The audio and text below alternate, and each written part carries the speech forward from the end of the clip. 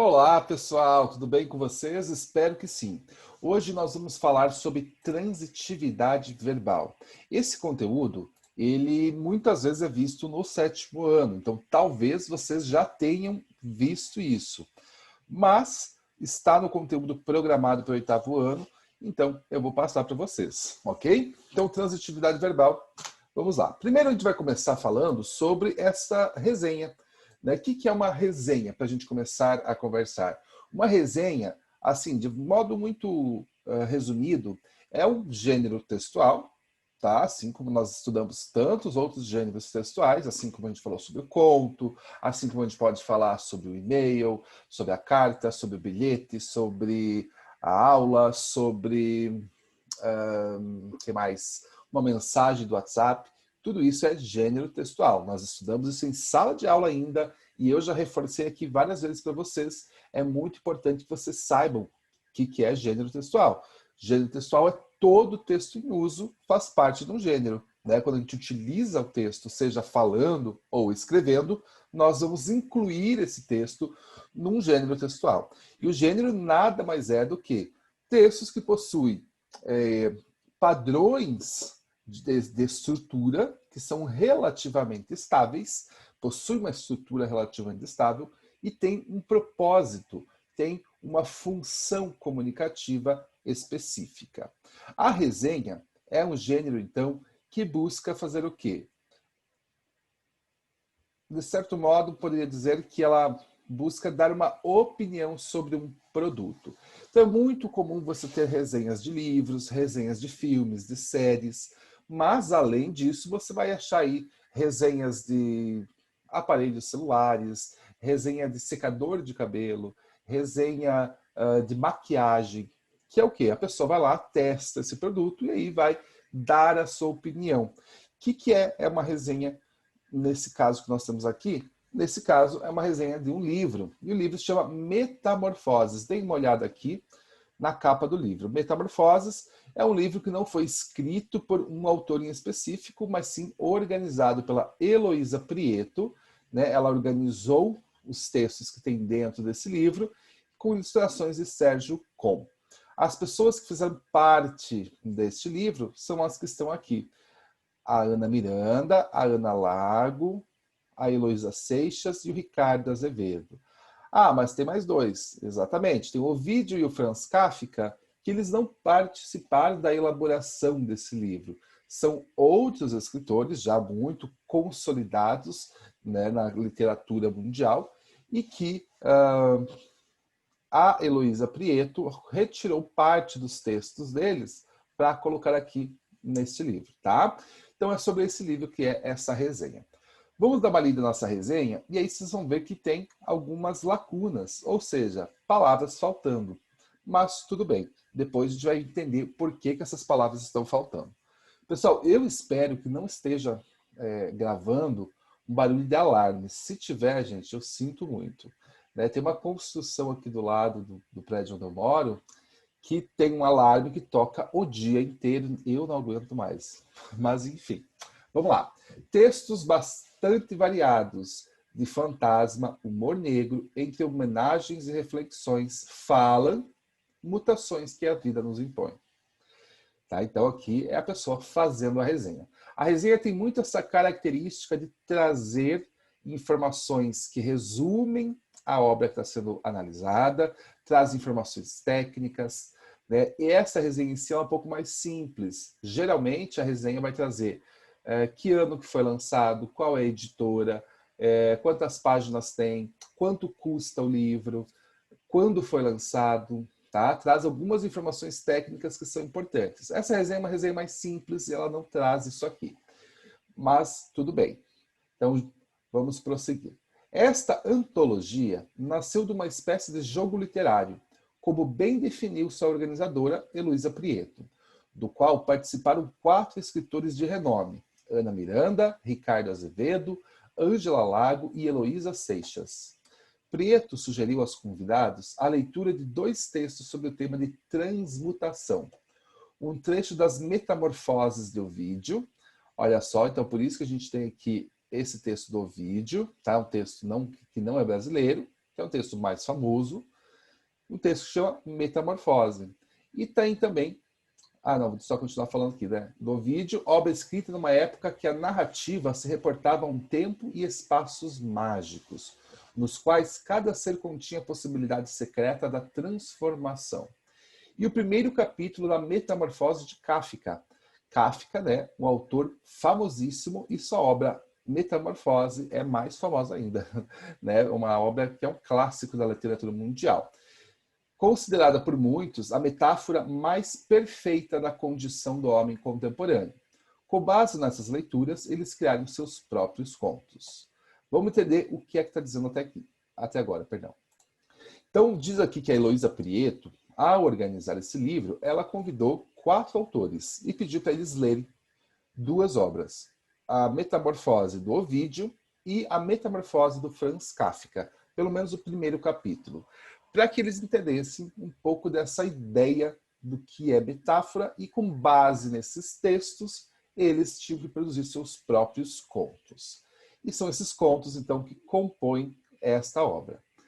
Os resultados foram textos tão díspares quanto nossos universos pessoais, ora mais próximos de um diálogo com a literatura clássica, ora inspirados nos textos da modernidade. Eles falam, aí alguma coisa, uma indiazinha que, de certa maneira, vira pássaro. Aí tem mais alguma coisa aqui. Alguém que resolve se enterrar vivo, optando por afundar em seu próprio abismo. Mais alguma coisa aqui.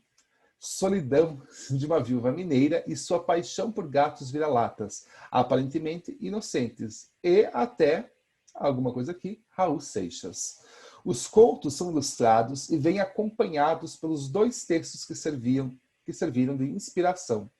Na mesma série de antologias juvenis, criadas por Heloísa Prieto, estão os volumes Vida Crônica e De Primeira Viagem. Beleza, gente? Então aqui nós temos uma resenha que conta como que surgiu esse livro, qual foi a ideia da organizadora, como que ela fez, como que ela pediu para os autores escreverem esses contos, e aqui fala um pouco sobre cada um dos contos. Um vai falar de uma indiazinha que vira pássaro, outro vai falar de uma pessoa que resolve se enterrar viva, outra vai falar de uma viúva que tem uma paixão por gatos, e outra vai falar sobre Raul Seixas, tá? E aí você tem essas palavras que estão faltando. E aí é óbvio que você já pensou qual é a palavra que completa, mas a gente já vai falar dela. Antes disso, vamos ver o nosso glossário. Algumas palavras que ajudam vocês a entenderem melhor o texto. O que é uma metamorfose? Metamorfose, vocês não têm aula de biologia, né, mas de ciências, talvez já tenham visto alguma coisa. Se não, vocês vão ver lá em biologia o que é metamorfose. Mas no sentido que a gente está falando aqui, é o quê? Uma mudança ou alteração completa no aspecto, natureza ou estrutura de alguém ou de alguma coisa. Transformação. Então, a metamorfose é essa transformação. E ela é muito utilizada na literatura de uma forma... Vou pegar ali quando Kafka, né? A obra Metamorfose de Franz Kafka, que é famosíssima, ela fala de um homem que acorda um dia no seu quarto e se vê como um grande inseto, um inseto gigante, que dá para ser associado a como se fosse uma barata, né? E aí ele vai falando tudo que tem que se adaptar na vida desse personagem. É um texto muito legal, inclusive. Veja, ali ele não quer falar que alguém realmente se transformou numa barata, ou num inseto gigante, num monstro gigante. Ele quer falar, de uma forma metafórica, que houve uma grande transformação nessa pessoa. Então, geralmente, a literatura vai falar de metamorfose para tratar dessas transformações da humanidade, tá? Antologia, então ela fala ali, olha aqui, esta antologia, o que é uma antologia? Coleção de textos escritos em prosa ou verso, normalmente por autores variados, sendo organizada, tendo em conta determinada época, autoria, tema, etc. Uma coletânea. Então é exatamente essa obra aqui, uma antologia. Ela reúne textos diversos, de vários autores diferentes, em torno de um tema. Qual é o tema? Metamorfose. Fala também de transmutação. Ação ou efeito de transmutar. Ato de se transmutar, modificação. E o que é transmutar? fazer com que fique diferente, ir de um lugar para outro, mudar de uma circunstância para outra, transformar ou transformar-se. A felicidade transmutou-se em tristeza. Então, aqui dando o exemplo de como é essa ideia de transformar, né, nesse conceito. E díspares, né, que vai falar assim, ó, resultados foram textos tão díspares quanto os nossos universos pessoais. Díspares são coisas que não são iguais, que se diferem dos demais, que não tem igual. É diferente, é desigual. Esse estilo é um fator unificador do livro, que é díspare em alguns outros aspectos. Tá? Aqui é um exemplo para entender a utilização dessa palavra. Beleza? Entendido, então, entendidas, na verdade, as palavras aqui. Agora a gente vai poder falar a respeito da análise do texto, aquelas palavras que estavam faltando. Veja, eu separei aqui só as partes que tem os trechos faltando. Palavras. Vamos lá. Fala, mutações que a vida nos impõe. Eles falam, uma indiazinha que de certa maneira vira pássaro, alguém que resolve se enterrar vivo, optando por afundar em seu... Opa, errei aqui. Seu próprio abismo. Solidão de uma viúva mineira e sua paixão por gatos vira-latas aparentemente inocentes e até Raul Seixas. Vamos lá. A gente está fazendo aqui, a gente está vendo aqui que esses espaços em branco estão vindo depois do verbo falam. Olha só, falam. Nessas partes aqui, ó, não está o verbo, mas é como se tivesse. Você veja, né, no texto, todos esses períodos estão na mesma linha. Né? Ou melhor, na mesma linha não, estão na mesma frase. Então, é uma sequência. E ele não vai ficar repetindo falam todas as vezes. Falam, uma indiazinha falam, alguém falam, solidão falam até... Né? Para não ter que ficar repetindo o verbo várias vezes, então ele coloca só da primeira vez e depois mantém. Qual palavra, então, que está faltando aqui depois de falam? Você já sabe, né? Pode ser aí a palavra de ou sobre. Então, falam de mutações que a vida nos impõe. Ou falam sobre mutações que a vida nos impõe. Eles falam sobre uma indiazinha que, de certa maneira, vira pássaro. Ou eles falam de uma indiazinha que, de certa maneira, vira pássaro. De alguém que resolve se enterrar vivo, optando por afundar em seu próprio abismo, de solidão de uma viúva mineira e sua paixão por gatos vira-latas, aparentemente inocentes, e até de Raul Seixas. Veja, essas palavras que estão faltando, pode ser o de ou pode ser o sobre. Não, eu já pirei aqui. Vamos lá, então. O verbo falar exige um complemento preposicionado, ou seja, que tem preposição. Lembram que preposição é uma das 10 classes de palavra, e aí nós já comentamos um pouco a respeito disso em sala de aula. Vou falar na próxima aula um pouco mais sobre preposição para quem não lembra aí o que é. Mas hoje vamos nos bastar a falar que o verbo falar exige esse complemento com preposição. Por que ele exige? Porque se... Vamos voltar aqui? Deixa eu voltar. Textos, tá? Beleza. Os textos falam. O que eles falam, não é? Se fala, fala de algo, sobre algo, não é mesmo? Então, o verbo falar precisa, nesse contexto, tá? Nesse contexto de discorrer, então, de um complemento com preposição. Se eu falo assim, meu filho fala, ou, meu filho não, vamos falar, meu papagaio fala, meu papagaio fala. Nesse contexto, né, de meu papagaio fala, eu não tenho necessidade de um complemento, porque eu estou dando uma informação completa. Meu papagaio fala. Não preciso mais dizer nada. Agora, ele falou o quê? O que ele falou? Se ele falou, falou sobre algo, falou sobre alguém, não é mesmo? Então, ele falou sobre mim. Aqui o verbo falar, nesse sentido, ele precisa obrigatoriamente de um complemento.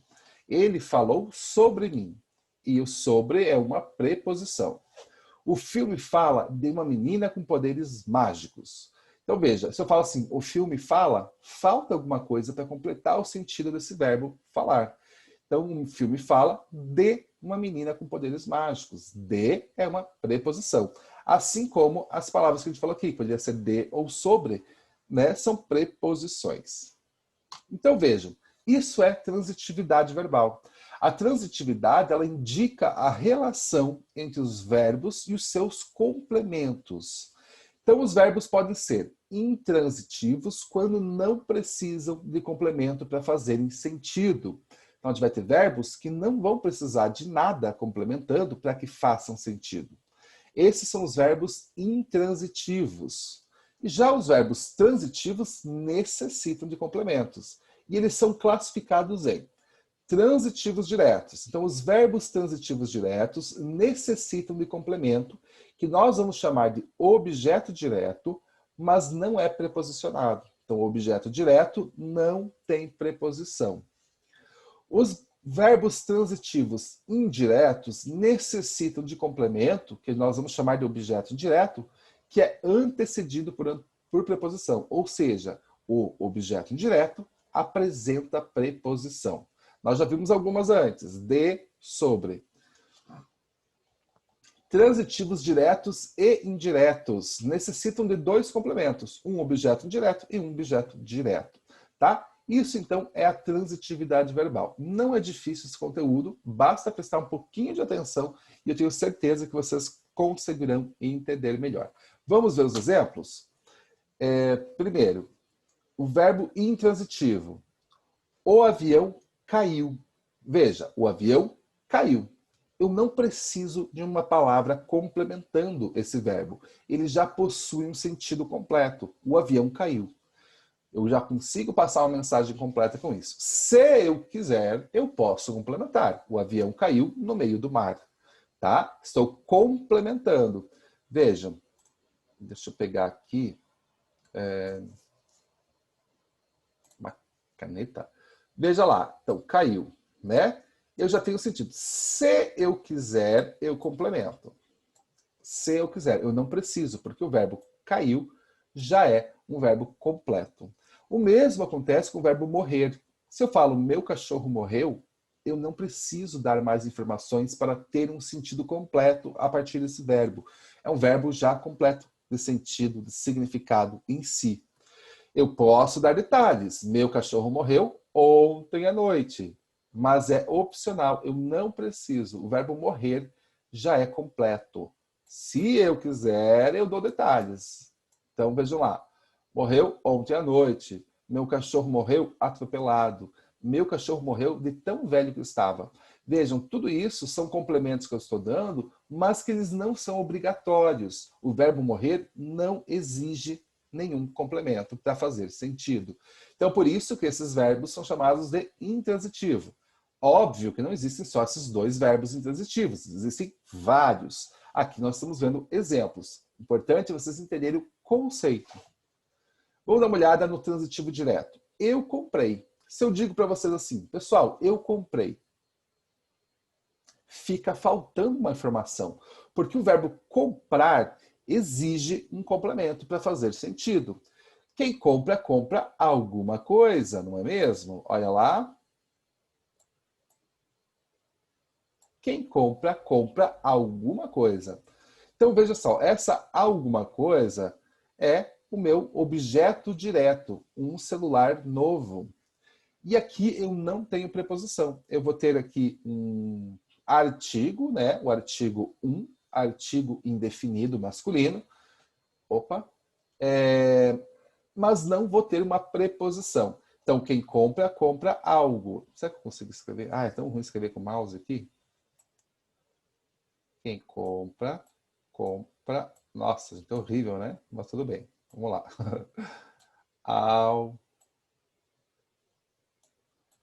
Quem compra, compra algo. Aí, beleza. Ó, quem compra, compra algo. Esse algo é o que a gente vai chamar, então, de objeto direto. Eles perderam. Quem perde, perde algo. Se eu chego para vocês e falo assim, eles perderam, ou você já sabe do que eu estou falando, e aí eu posso deixar o meu objeto oculto, mas ele está ali, né? Ou eu preciso falar. Por exemplo, se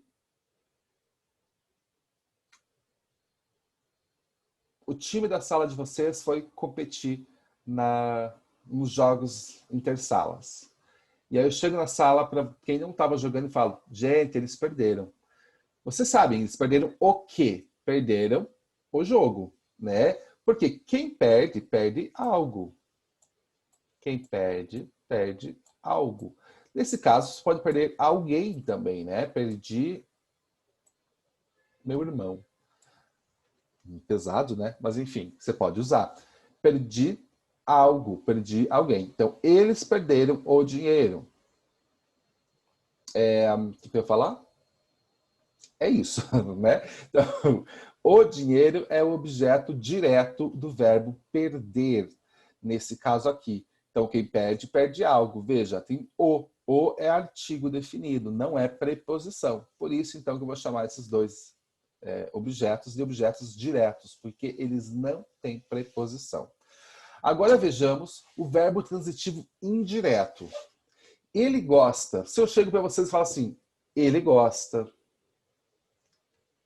Faz sentido? Não faz. Por quê? Quem gosta, gosta de alguma coisa. Vamos colocar aqui. Quem gosta, gosta de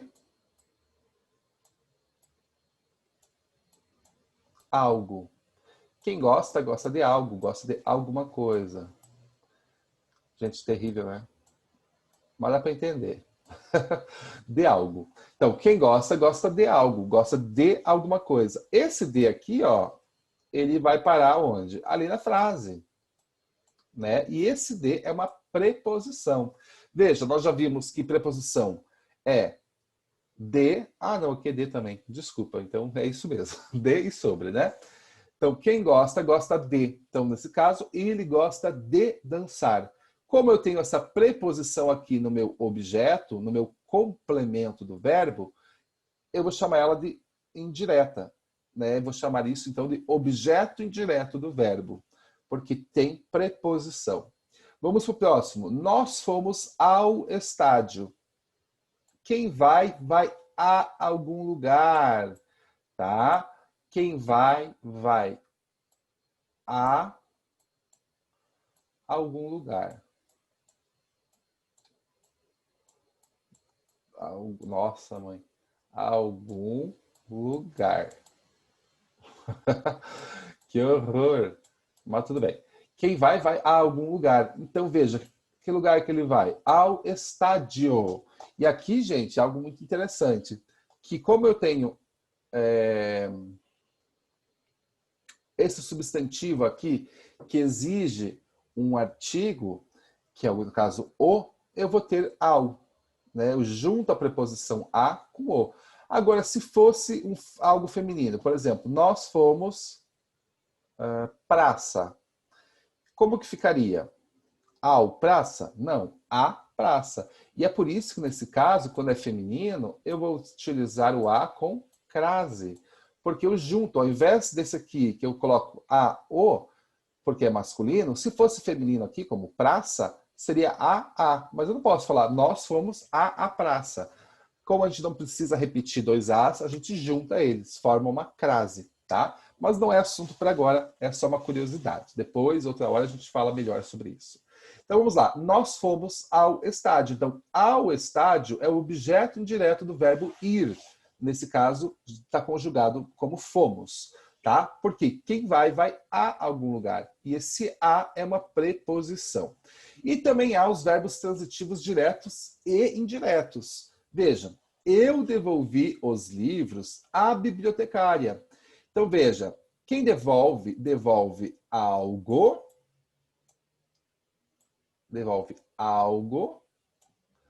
a alguém, tá? Quem devolve, devolve algo a alguém. Olha só, quando eu falo algo, eu só vou ter ali os livros. Qual que é meu algo? Os livros. O que que eu devolvo? Os livros. Os livros, eu não tenho preposição. Então, é o meu objeto direto. Então, aqui eu tenho um objeto direto. A alguém, eu tenho preposição. Olha o mesmo caso que eu falei aqui, ó. Quando é feminino e precisa da preposição a, eu vou ter uma crase. Eu devolvi a bibliotecária. Então, quem devolve, devolve alguém. Tenho preposição. Aqui eu vou ter o meu objeto indireto. Beleza? E por fim, ontem emprestei meu carro para meu irmão. Aqui é o mesmo caso. Quem empresta, empresta algo para alguém. Tá bom? Quem empresta, empresta algo para alguém. Então aqui nós já vimos uma nova preposição, para. Veja, então, nós já vimos que de é a preposição, sobre, a e para. Olha só, já vimos 4 preposições. Para quem não lembrava aí de nenhuma, já tem uma listinha de 4. Uma listinha de 4 preposições, tá? Então, é isso, pessoal. Para a nossa aula de hoje, essa introdução à transitividade verbal. Já vão estudando, já vão entendendo, já vão tirando dúvidas. Na próxima aula a gente aprofunda um pouquinho mais os nossos estudos, beleza? Espero que tenham compreendido a matéria, o conteúdo. Como eu disse para vocês, não é um conteúdo difícil, só precisa um pouquinho de atenção para entender bem esses conceitos e tenho certeza aí que vocês conseguem entender muito bem. Então, até a nossa próxima aula. Fiquem bem, um grande abraço.